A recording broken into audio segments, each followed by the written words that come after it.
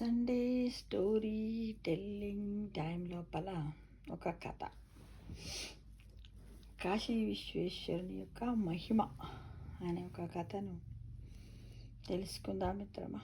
ఒక ఊరిలో ఒక పేద బ్రాహ్మణుడు జీవిస్తూ ఉండేవాడట. ఆ ఇంట్లోని వారందరూ ధార్మికులు, దైవభక్తి కలవారు. ఎందుకంటే బ్రాహ్మణుడు అనగానే మనకు తెలుస్తుంది పూజలు పునస్కారాలు అన్నీ ఉంటాయని కదా.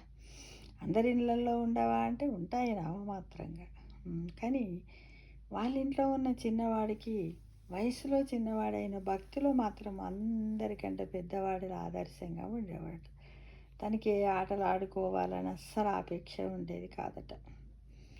ఒకసారి పిల్లవాడు తన తాతగారితో కలిసి ఒక సత్సంగానికి వెళ్ళాడట. అక్కడ ఒక సాధువు కాశీ నుంచి వచ్చి కొన్ని ప్రవచనాలు కాశీ విశ్వేశ్వరుని గురించి చెప్పడం మొదలుపెట్టాడట. అప్పుడు ఈ పిల్లవాడి మనసులో ఎన్ని రోజులకైనా పర్వాలేదు, నేను కాశీకి వెళ్ళాలి, విశ్వేశ్వరుని నేను దర్శనం చేసుకోవాలి అనేది వాడిలో నాటుకుపోయిందంట. కానీ ఎలా వెళ్ళాలో కూడా తెలియదు కదా.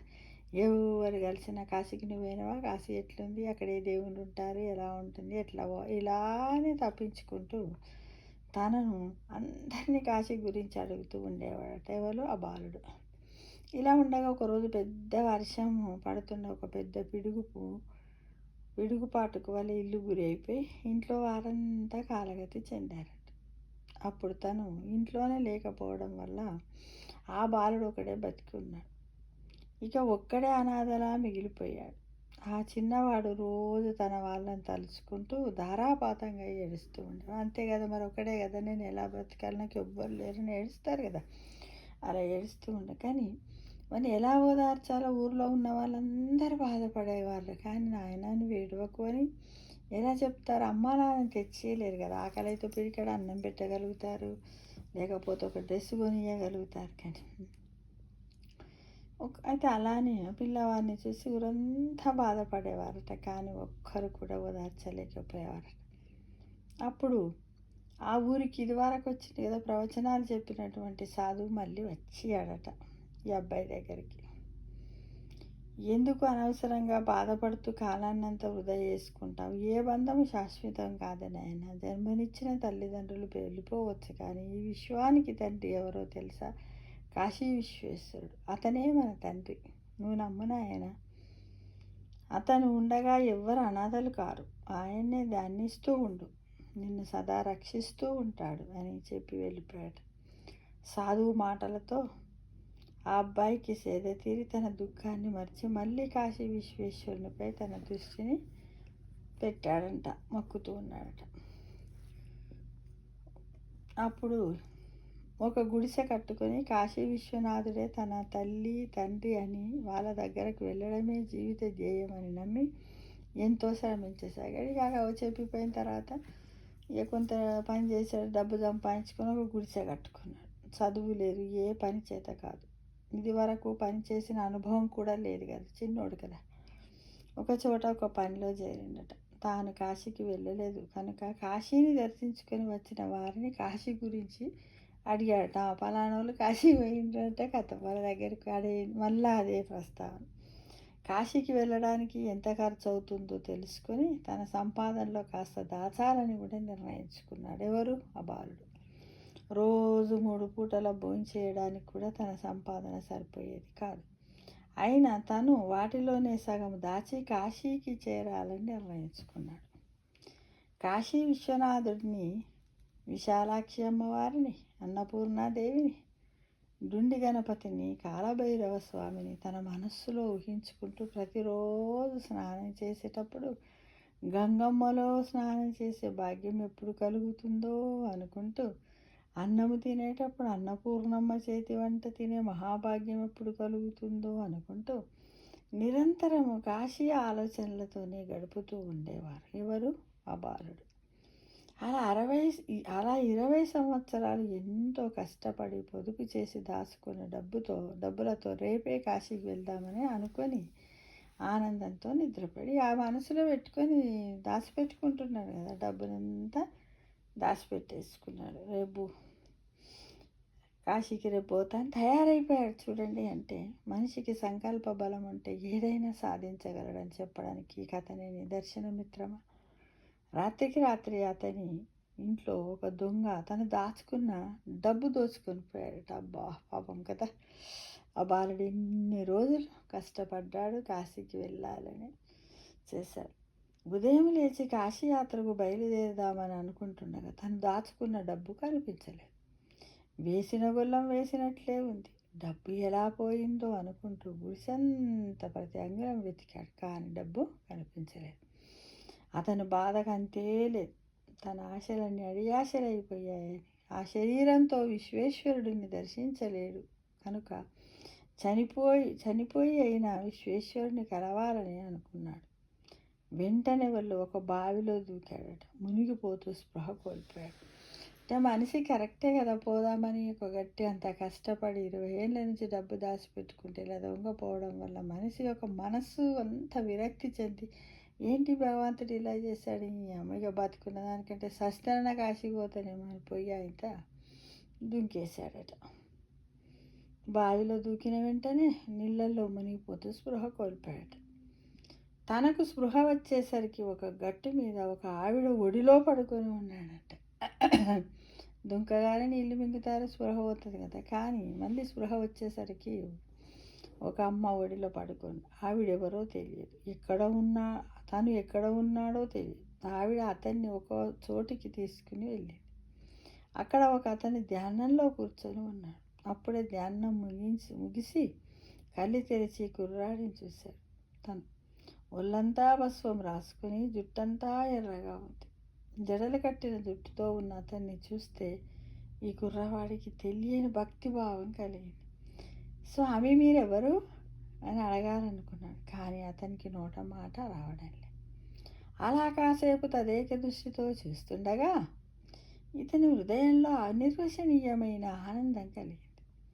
మనస్సు నెమ్మదించి స్వస్థత పొందింది. కళ్ళు మూతలు పడుతూ ధ్యానస్థుడయ్యాడు. అలా ఎంతసేపు ధ్యానంలో ఉండిపోయాడో కూడా తెలియదు ఎవరికి, ఆ బాలుడికి. నిదానంగా ధ్యానము నుండి బాహ్య స్మృతిలోకి రాగానే ఆ సాధువును గుర్తుపెట్టాడు. తను చిన్నప్పుడు ఇంట్లో వారి గురించి బాధపడుతుండగా తన మనస్సును మార్చి విశ్వనాథుని వైపుకు తిప్పింది ఈ సాధువే అని జ్ఞాపకానికి వచ్చింది. 20 ఏళ్ల క్రితము చూసిన ఆ సాధువు మళ్ళీ కలిసినందుకు పట్టరా ఆనందం కలిగింది. అంతే కదా, మనం చాలా రోజుల తర్వాత ఒక ఫ్రెండ్ కలిస్తే అసలు ఎంత చెప్పలేనంత ఆనందం ఉంటుంది కదా మిత్రమా. ఎవరి ప్రేరణ వలన తన మనస్సు భగవంతుని వైపు తిరిగిందో, ఎవరిని దర్శిస్తుండడం వలన మనస్సు ప్రశాంతత పొందుతుందో ఆయన్ని మళ్ళీ చూడగలిగాను. ఇది నా తండ్రి ఆ విశ్వనాథుని అపార కరుణే అనుకుని ఆ సాధువుకు భక్తిపూర్వకంగా నమస్కరించి ఒక ప్రశ్న అడగాలనుకున్నాడు. పాపం, కానీ ఎంత ప్రయత్నిస్తున్నా మళ్ళీ మాటలు రాని పరిస్థితి. అతనికి కలిగిన భావనలు, ఆనందము, అనుభూతి, గొంతు గద్గదము అవ్వడము, కళ్ళ నుండి అశ్రువులు జాలువారడం, ఇవన్నీ అతన్ని ఆశ్చర్య ఆనందాలకు గురి చేస్తుండగా ఆ సాధువు ఇతన్ని ఆశీర్వదించి అతన్ని తీసుకొని పక్క గదిలో ఉన్న ఒక ఆవిడ దగ్గరకు తీసుకువెళ్ళాడు. ఆ గదిలో ఒక ఆవిడ బంగారు వర్ణంలో మెరిసిపోతూ ఉంది. ఆవిడ మోమిలో చిరు మందహాసం, ఆమె కన్నుల్లో కాంతి అమృత కిరణాలను ప్రసరింపజేస్తున్నదా అన్నట్టు ఉన్నది. కోటి సూర్యుల దివ్య తేజస్సు ఆ గదినంతా ఆక్రమించినట్లున్నది. ఈ కుర్రవానికి ఒక్కసారిగా తన శరీరం తట్టుకోలేనంత తేజస్సు నరనరాల్లో ప్రవహిస్తున్న భావన కలిగి నిచేష్టుడై చూస్తూ ఉండిపోయాడు. ఎవరు? ఆ బాలుడు.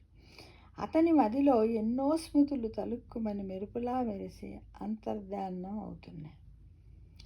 అతని జీవితంలో ఎన్నడూ పొందని ప్రశాంతతను ఆ క్షణము పొందుతున్నాడు. తనకు జ్ఞానోదయం కలిగినట్టు తన బ్రుకుటిలో ఒక జ్యోతి దర్శనం అయ్యింది. అలా కాసేపు ఆవిడ సన్నిధిలో కూర్చున్నాడు. అటు తర్వాత ఇతన్ని ఆశీర్వదించి అక్కడి నుండి తీసుకొని ఇంకో గదిలో ఉన్న ఒక ఆవిడ దగ్గరకు వెళ్ళింది. ఒక ఆవిడ ఇప్పుడు ఒక గదిలో ఉన్నాడు కదా ఒక ఆవిడ దగ్గర, మళ్ళీ ఒక ఆవిడ వచ్చి ఇతన్ని తీసుకొని ఇంకో గదిలోకి వెళ్ళి ఆవిడని చూడడానికి పండు ముత్తైదు అలా ఉంది. అంటే ఇంకొక గదిలో ఇంకొక ముత్తైదు ఉంది అన్నమాట, పెద్ద మనిషి.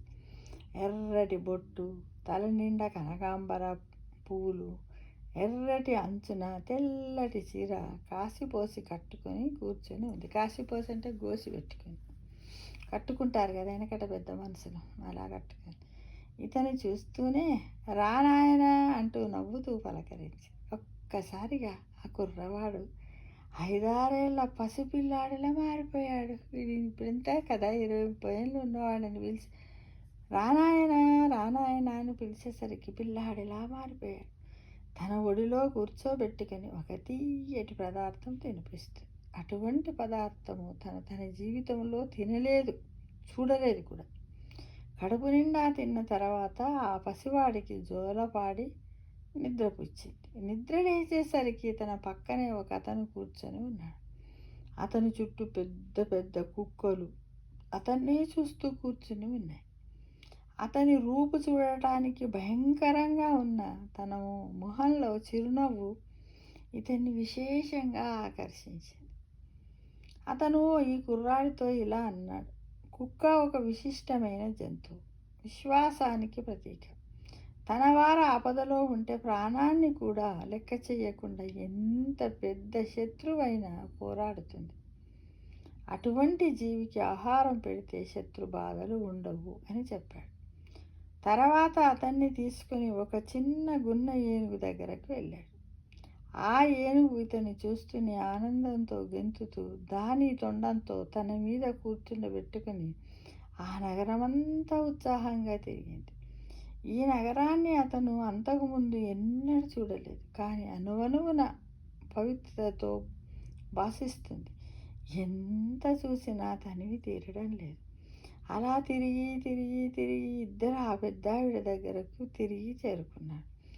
ఆవిడ ఇద్దరికి కడుపు నింపి స్వేద తీర్చింది, అంటే భోజనం పెట్టిండేమో.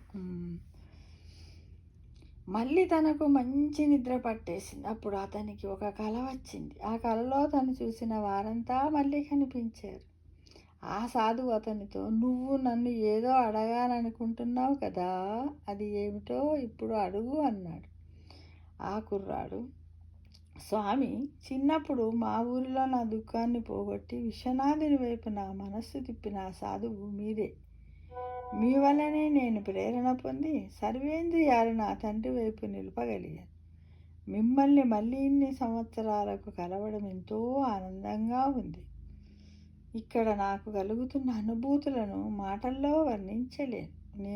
నేను చూస్తున్నదంతా కళా నిజమా అని ఆశ్చర్యాలకు గురవుతున్నాను. కానీ నా సందేహాలు, నేనెక్కడ ఉన్నాను, ఇక్కడికి ఎలా వచ్చాను, మీరంతా ఎవరు అని ప్రశ్నించారు. ఎందుచేత నన్ను ఇంతలా ఆదర్శిస్తున్నారు? మీ అందరికీ ఆదరణ పొందడానికి నేను చేసుకున్న పుణ్యమేమిటి అని అడిగాడు. అప్పుడు ఆ సాధువు ఇలా చెప్పాడు, నిన్ను బావిలో మునిగిపోతుండగా కాపాడిన ఆవిడే గంగ. నువ్వు ఇన్నేళ్ళు చూడని పరితపించిన ఆ విశ్వనాథుడినే నేను. బంగారు వర్ణంలో మెరిసిపోతున్న ఆవిడే విశాలాక్షీదేవి. నీకు కడుపు నిండా అన్నము పెట్టిన పెద్ద ముత్తైదు అన్నపూర్ణాదేవి. కుక్కలను ఆడిస్తూ కనిపించిన అతనే కాలభైరవుడు. నిన్ను తన కాళ్ళ మీద కూర్చోబెట్టుకొని తిరిగిన గున్న ఏనుగు మా డుండి గణపతి.